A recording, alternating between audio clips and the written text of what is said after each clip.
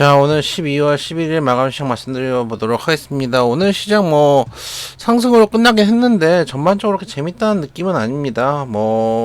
일단 수급 좀 보면은 오늘 당일 추이를 봤을 때 코스피에서는 외인 기관이 매수했지만 거의 외인이 53억 정도, 그리고 기관이 1600억, 많이 매수한 것도 아니고, 코스닥에서도 외인 502억 매도, 기관 1000억 매수, 역시 양쪽 합쳐가지고 500억 기관이 매수한 정도니까 큰 매수세는 아니고, 선물도 외국인 947억 매도, 기관 113억 매수. 그럼 보면은 코스피 기관이 1600억 매수한 건 빼고는 다 1000억 미만이에요. 그러니까 크게 매수를 하거나 크게 매도를 한 게 없다라고 생각을 해주면 되겠습니다. 그래서 좀 눈치 보기 장세 정도 양상이 펼쳐지고 있다라고 생각해 주시면 되고, 이유는 아무래도 미국의 이번 주에서 CPI하고 PPI 지표 발표도 있고, 올해 마지막 FOMC 회의도 예정되어 있습니다. 그러다 보니까 힘있게 올라가기 좀 힘들고, 거기다가 이제 시장의 금리 인하에 대한 기대감이 이미 미국 시장은 선반영되고 있었죠. 미국 시장뿐만 아니라 유럽 시장, 글로벌 시장 전부 다 선반영되고 있고, 우리 시장만 거의 예외죠. 중화권을 제외하고는, 중화권은 이제 아예 사회주의 국가니까 그렇다 치지만은, 소위 말하는 자유민주주의 체제에서는 거의 우리나라만 지금 예외의 사항입니다. 이런 여러 가지 이유가 있겠죠. 우리나라 경제 성장률도 안 좋은 부분들도 있고, 인구들도 줄어들고 있고, 여러 가지 거시적 지표들도 있고, 정치적 불안정도 있고, 여러 가지 이유가 있겠죠.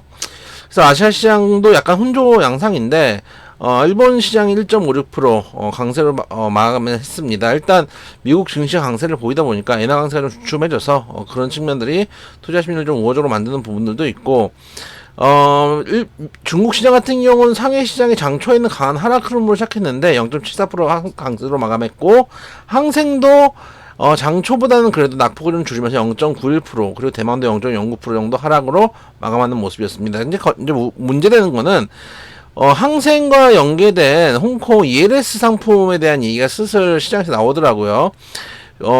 이게 얼마 전에도 유럽,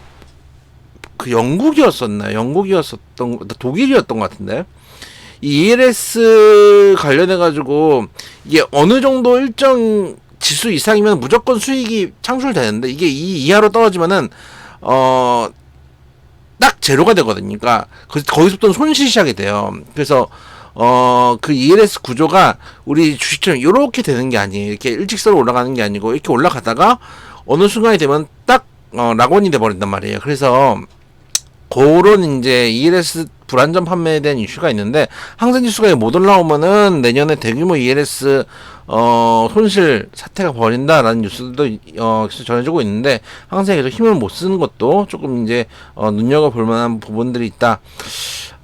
일단 FOMC에서 금리 동결은 기존값인데, 파월 의장의 입과 점도표가 어떻게 찍히느냐 문제라고 봅니다. 그래서 제가 장중에 이제 방송 안 나갈 때는 애널리스트들이 이제 방송 나온 것들에서 보고 있는데, 거의 이제 3월에서 금리 인하가 시작되지 않을까 얘기들을 많이 하더라고요. 근데 저는 개인적으로 금리 인하 3월에 하는 거는 좋지 않아 보입니다. 급하게 금리 인상 계속 빠르게 땡기다가 금리 인하가 빠르게 나오면은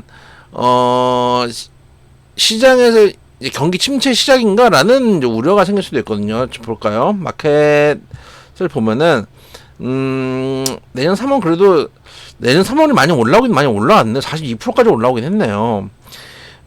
얼마 전까지만 해도 한 달 전까지만 해도 12%였었는데 일주일 전에 51%까지 올라왔다가 지금 42%인데, 3월 금리 인하설이 지금 많습니다. 비등비등하고 5월에는 거의 과반수 가까이 금리 인하가 됐으니까요. 저는 한 3월보다는 5월, 6월 정도의 금리 인하가 좀 적정하다고 보고는 있습니다. 왜냐하면 급하게 금리 인하하면 경기 침체 우려가 나오겠지만은, 그래도 금리 인하에 대한 기대감을 시장에서 계속 주면서, 시장은 금리 인하 기대감으로 지금처럼 반등은 주고 있는 상황에서 금리 인하 카드는 빠르게 빼지 않는 게 오히려 시장에 도움이 될 수도 있다라고 생각을 하는 편입니다.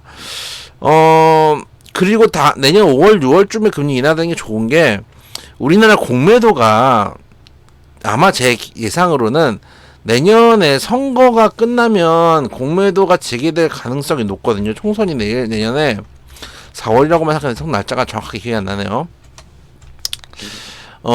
내년 총선이 만약에 4월에 끝나면 아마도 공유에다 재개를 하겠죠. 한번 볼까요? 날짜가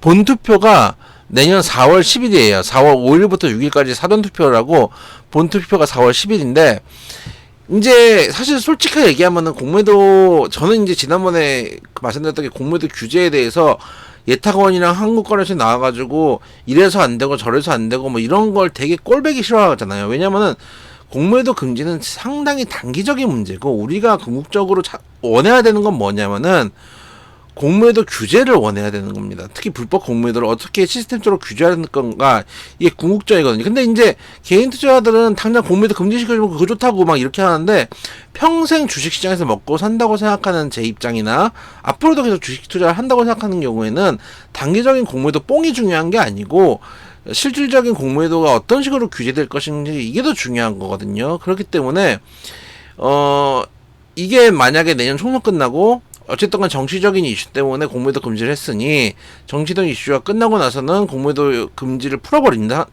상황에서 한국거래소나 예탁원이 지금처럼 별별 입으로만 립서비스만 하고 결국은 특별한 규제를 만들지 않는다면은 갑자기 매물이 출회될 수도 있어요. 그때 최소한 5월, 6월에 금리 인하가 돼야지 오히려 우리나라 입장에서는 모멘텀이 될 수도 있기 때문에 그런 측면들을 생각했을 때 스케줄상 3월보다는 5월, 6월이 좀 낫지 않나 라는 생각도 하고 있다 라는 말씀을 좀 드려보도록 하겠습니다. 그래서 이번 주 또 그것도 있죠. 오늘 이번 주 목요일날 선물옵션 동시만기 이슈도 있으니까 그것까지 보면서 대응하자 라는 말씀 드려보도록 하겠습니다.